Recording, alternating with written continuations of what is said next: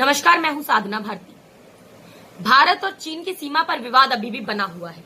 15 जून 2020 को 20 भारतीय जवान शहीद हुए।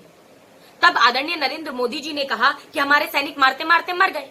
मगर मेरा मानना है कि सैनिक कभी मारते मारते मरते नहीं है, सैनिक मारते मारते शहीद होते हैं। किसी भी पुरोधा पराक्रमी की माँ अपने बेटे के मरने पर गर्व नहीं करती, किसी भी पुरोधा पराक्रमी की माँ अपने बेटे की शहादत पर गर्व करती है। इसीलिए किसी भी सैनिक, किसी भी शहीद के लिए मरने जैसे शब्द का प्रयोग करना मेरे नजरिए में बिल्कुल ठीक नहीं है। 19 जून 2020 को आदरणीय नरेंद्र मोदी जी ने ऑल पार्टी मीटिंग में ये कहा कि ना तो कोई हमारी सीमा में घुसा है, ना ही हमारी जमीन पर कोई कब्जा हुआ है। जबकि इसके बिल्कुल विपरीत रक्षा मंत्री ने साक्षात्कार में ये कहा, अपने द्वारा दिए गए इंटरव्यू में ये कहा कि भारतीय सीमा पर चीनी सेनाएं बड़ी संख्या में मौजूद हैं।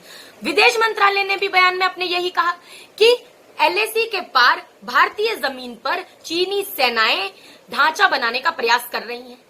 यही नहीं, कई सैन्य अधिकारियों ने, सुरक्षा अधिकारियों ने, सैटेलाइट की तस्वीरों ने इस बात की पुष्टि की कि भारतीय सीमा में चीनी सेना घुसपैठ कर रही है, भारतीय जमीनों पर कब्जा करने का प्रयास कर रही है।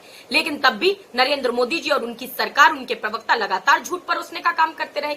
यही नहीं, भाजपा के अरुणाचल प्रदेश के पूर्व अध्यक्ष, लोकसभा सांसद तापिर गाव ने भी इस बात की पुष्टि की कि चीन ने भारत की 50 से 60 किलोमीटर की जमीन पर कब्जा किया है। लद्दाख की भाजपा की सभासद ने टेलीग्राफ को दिए गए इंटरव्यू में ये कहा कि जिस जगह पर वो भेड़े चराने भेजती थी अब नहीं भेज सकती क्योंकि वहां चीनी सैनिकों ने कब्जा कर लिया है। लगातार भारतीय जनता पार्टी की ये सरकार झूठ परोसने का काम कर रही है। कांग्रेस पार्टी ने तो हमेशा इस बात को कहा कि प्रधानमंत्री जी के बयान और उनके रक्षा मंत्री के बयान और उनके विदेश मंत्री के बयानों से विपरीत क्यों है। इसका मतलब कि कुछ तो गड़बड़ है, कुछ तो कहीं ना कहीं छुपाया जा रहा है। लेकिन झूठ ज्यादा देर तक नहीं छिपता। इसीलिए 4 अगस्त 2020 को भारत के रक्षा मंत्रालय ने अपनी वेबसाइट पर यह कहा कि 5 मई के बाद चीनी आक्रामकता गलवान घाटी में बढ़ती जा रही है। साथ ही साथ ये भी बताया है उस वेबसाइट में, ये भी लिखा हुआ है रक्षा मंत्रालय के द्वारा कि 17 और 18 मई को कुंगरांग नाला, गोगरा और पेंगोंग त्सो लेक के उत्तरी तट में चीनी पक्ष ने उल्लंघन किया है, उस क्षेत्र में उल्लंघन किया है। तो फिर आदरणीय नरेंद्र मोदी जी देश की जनता से झूठ बोलने का काम क्यों कर रहे हैं। हमेशा नरेंद्र मोदी जी ने झूठ बोलने का काम किया, लेकिन देश की सुरक्षा मामलों में भी देश की जनता को गुमराह करने का काम भारतीय जनता पार्टी की सरकार द्वारा लगातार किया जा रहा है। कांग्रेस पार्टी ने हर वक्त कहा है कि हम राष्ट्र हितों में, हिंदुस्तान की भूभागीय अखंडता के लिए हम देश की सरकार के साथ खड़े हैं।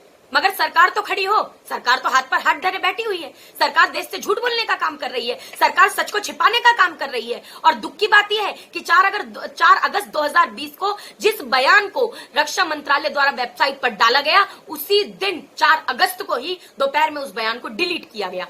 सवाल उठता है आखिर क्यों। अरे हम कहते हैं हम आपके साथ खड़े हैं, लड़ने का काम कीजिए, लाल आंखें दिखाइए, 56 इंच का सीना दिखाइए, एक के बदले 10 सर लेकर आइए। मगर नरेंद्र मोदी जी, आप तो हमेशा दोस्ताना निभाने पर लगे रहे, आप हमेशा दोस्ती निभाने पर लगे रहे। आपने सरदार पटेल, जो कि चीन के धुर विरोधी थे, उनकी मूर्ति का 3000 करोड़ रुपए का ठेका भी आपने चीन की कंपनी को देने का काम किया, चीन को देने का काम किया। और इसीलिए हमने हमेशा कहा, कांग्रेस की राष्ट्र प्रवक्ता होने के नाते भी मैंने हमेशा कहा कि चीन से हम डरते नहीं है। अरे क्या कहते हो, मेरे भारत से चीनी टकराएंगे? अरे हम चीनी को पानी में घोल घोल पी जाएंगे। वो विशुद्धता, वो बर्बरता, हमने उसको शुद्ध किया और हमने उसको बुद्ध दिया था, उसने हमको युद्ध दिया।